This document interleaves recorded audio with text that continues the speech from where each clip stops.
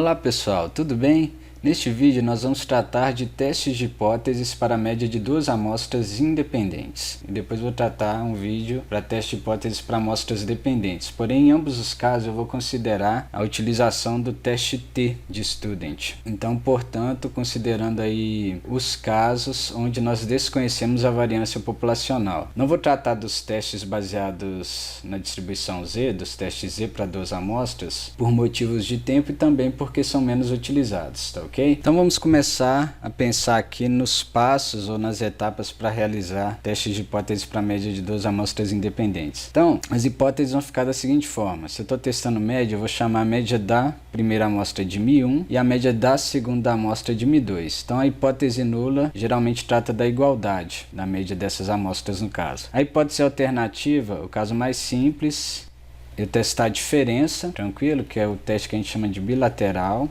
mas há a possibilidade de testar de forma unilateral à esquerda, que é quando eu testo se a média da primeira amostra é menor que a média da segunda amostra, ou posso testar também de forma unilateral à direita, que é o caso onde eu quero saber se a média da primeira amostra é maior que a média da segunda amostra. Vamos falar então da coleta de dados. Sempre eu vou coletar N observações em cada amostra. Então N1 o tamanho amostral da primeira amostra e N2 o tamanho amostral da segunda amostra. E a partir disso eu calculo as estatísticas amostrais. Média da primeira amostra, desvio padrão da primeira amostra, e média da segunda amostra e desvio padrão da segunda amostra. Tranquilo? Então estou considerando os casos onde eu desconheço a variância e, portanto, desvio padrão populacional de cada amostra. Então é o seguinte, pessoal, posteriormente nós vamos testar as pressuposições para a realização dos testes de hipóteses para a média de duas amostras independentes. Então, em relação às pressuposições para o teste, a primeira e mais importante é a de normalidade. Nesse caso, como eu tenho duas amostras e quero testar a diferença entre médias das duas amostras, eu vou testar a normalidade para cada amostra individualmente ou separadamente, certo? Uma outra pressuposição é a de independência. Bem, como eu tinha comentado ali acima, não necessariamente os tamanhos das duas amostras são iguais. Consequentemente, nem sempre dá para a gente testar isso daqui. Mas se você tem ciência de que as amostras são independentes, não tem problema. Por exemplo, se está comparando dois processos completamente distintos ou não tem nenhuma relação com o outro, sem problemas. Você pode afirmar a independência. Mas se você tiver tamanhos amostrais iguais, você também pode fazer o teste de correlação de Pearson. Geralmente a gente vai ter dependência quando as amostras são pareadas, são ditas pareadas, que aí você tem uma amostra antes e depois de um determinado processo, que aí cada observação, ela de certa forma foi avaliada antes e depois de um determinado processo. Enfim, não vou aprofundar nessa discussão de dependência, porque eu vou apresentar isso em breve no vídeo para teste de hipóteses para a média de duas amostras dependentes ou duas amostras pareadas, que a gente chama de teste T pareado ou emparelhado. Tranquilo? E por fim, tem um outro teste que é necessário a gente fazer, que é o teste de homocedaticidade, que não é bem pressuposição, então vou até colocar aqui de uma cor distinta. Homocedaticidade seria igualdade entre variâncias. Tranquilo? Então eu testo se as variâncias são iguais para decidir qual estatística do teste eu vou utilizar. Tranquilo? Então eu coloquei aqui dois testes, um teste para variâncias iguais ou variâncias homogêneas e um teste para variâncias diferentes ou heterogêneas. Nós usamos também o termo homocedaticidade para variâncias iguais e heterocedaticidade para variâncias distintas. Então, feito isso, nós podemos passar para a estatística do teste. Então, pessoal, no caso onde a gente tem homocedaticidade, a estatística do teste vai ser a seguinte, ó. T0 é igual a x1 barra menos x2 barra dividido por SB, que é o desvio padrão agrupado, vezes raiz de 1 sobre N1 mais 1 sobre N2, onde N1 e N2 são os tamanhos amostrais, respectivamente, da primeira e da segunda amostra. É o seguinte, vamos tentar entender melhor essa estatística do teste aqui, ó.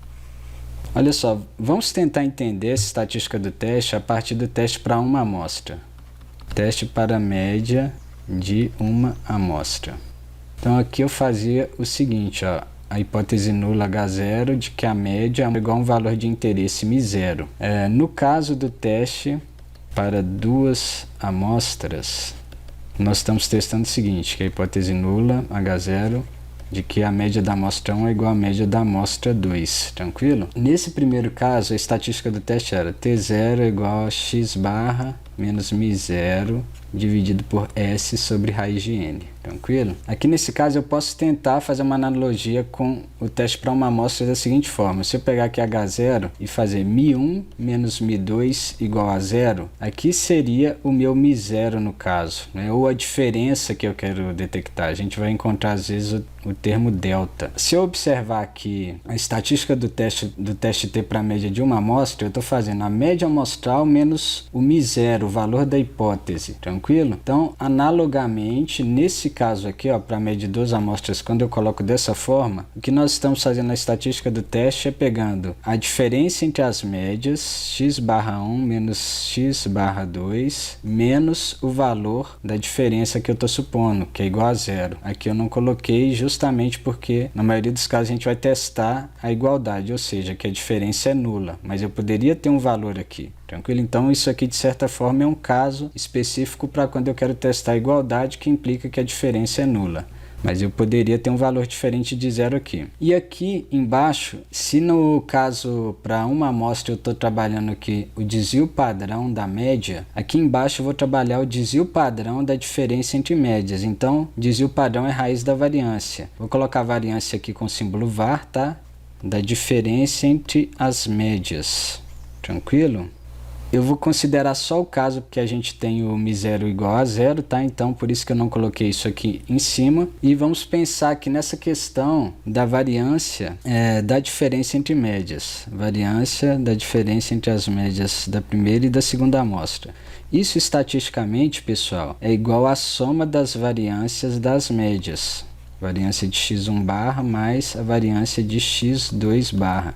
Então, diferente da média, que a média das diferenças é a diferença entre as médias, a variância da diferença é a soma das variâncias, tá? Então, isso aqui, se eu estivesse somando ou subtraindo, sempre eu vou agregar a variância. Se você quiser testar, pegar 2 amostras e fazer esse teste para conferir, tá? Mas isso é uma propriedade da variância. Nós sabemos que a variância da média da amostra 1 é a variância da amostra 1 dividido pelo tamanho amostral da amostra 1. Tá? Então, a variância da média você tem que dividir pelo tamanho amostral. A variância da média amostral você tem que dividir pelo tamanho amostral, pelo teorema central do limite. E para a amostra 2 a mesma coisa, a variância da amostra dividido pelo tamanho amostral. Isso é a variância da média da amostra 2. Tá? Só que aqui eu estou trabalhando com um caso onde nós temos a igualdade de variâncias. Nós afirmamos pelo teste de homocedicidade que as variâncias são iguais. Nesse sentido, eu posso dizer que S1 é igual a S2 e posso chamar isso de um SP, que na verdade é uma variância que nós vamos calcular com base nessas duas, que estatisticamente são iguais, tá? Então eu posso dizer que a variância de x1 barra menos x2 barra é igual a SP ao quadrado sobre N1 mais SP ao quadrado sobre N2. Eu posso colocar o SP em evidência, o SP ao quadrado em evidência, e multiplicar isso por 1 sobre N1 mais 1 sobre N2. E na hora que eu tiro a raiz disso aqui, para ter o desvio padrão das diferenças, que é a raiz da variância das diferenças, eu vou ter SP, raiz de SP ao quadrado, tranquilo? E raiz disso daqui é simplesmente a raiz da soma do inverso dos tamanhos amostrais. Então, por isso que a gente chega nesse resultado aqui para a estatística do teste, no caso das variâncias homocedásticas. Já no segundo caso, a estatística do teste T0 é igual a diferença entre as médias dividido por raiz das variâncias das médias. S1 ao quadrado sobre N1 mais S2 ao quadrado sobre N2, tranquilo? Então, nesse caso aqui, ó, percebam que o raciocínio é o mesmo que eu fiz aqui, só que aqui umas variâncias são diferentes, eu não posso prosseguir para o último passo aqui, mas eu simplesmente tirei a raiz aqui para eu ter o desvio padrão da diferença entre médias, tranquilo? Aqui no denominador. Então, para esse caso é só isso, perfeito? Então, calculada a estatística do teste, a gente pode partir para definição da região crítica e decisão. Então, antes de entender como definir a região crítica e como tomar decisão, é importante diferenciar a forma como nós calcularemos o número de graus de liberdade. Então, o número de graus de liberdade pode ser representado pela letra grega ni também, tá ok? E no caso onde nós temos homocidasticidade, ou seja, variâncias iguais, nós calculamos o número de graus de liberdade como a soma dos graus de liberdade das duas amostras. Tá, isso daqui, N1 mais N2 menos 2. Agora, se nós temos heterocidasticidade, aí é um pouco mais complicado. Nós trabalhamos essa fórmula aqui de Welch-Satterwright, que é a mesma fórmula empregada quando nós propagamos a incerteza considerando várias fontes de incerteza. No caso do teste de hipótese para a diferença entre médias de duas amostras, é menos complicado que na metrologia, porque aqui a gente só tem a variância da média da amostra 1 e a variância da média da amostra 2. Em metrologia nós podemos ter mais fontes de incerteza.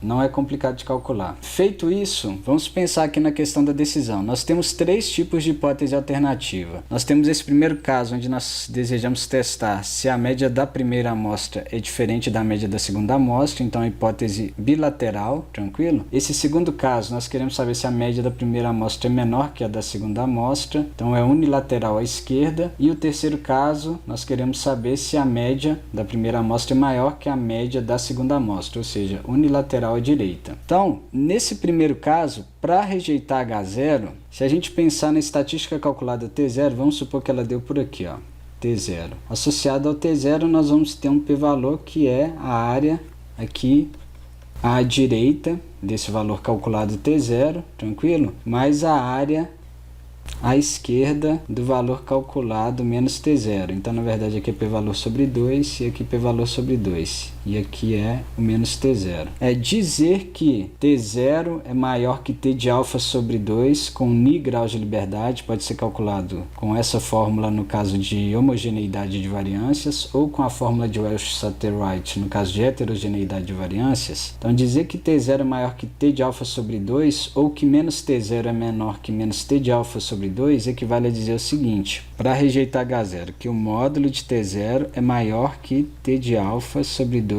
com ni graus de liberdade, tranquilo?